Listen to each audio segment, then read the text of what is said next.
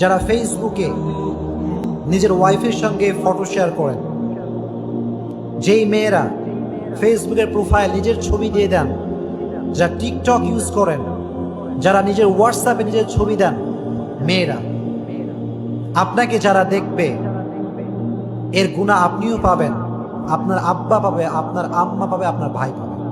নাউযুবিল্লাহ বলেন।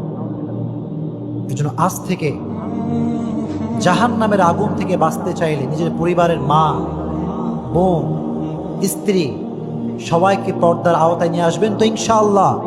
বলেন ইনশাআল্লাহ। ট্রাই করুন। খুবই গুরুত্বপূর্ণ একটা মেসেজ শেয়ার করলাম আজকে, যে পর্দা কিন্তু করাতে হবে আপনাকে। যেই মায়েরা, যেই বোনেরা ছবিগুলো আপলোড করে রেখেছে, যারা ভিডিও মেক করে রেখেছে টিকটকে, মেয়েরা, বোনেরা, মায়েরা, স্ত্রীরা, আজীবন এটার গুনাহ হবে কি হবে না?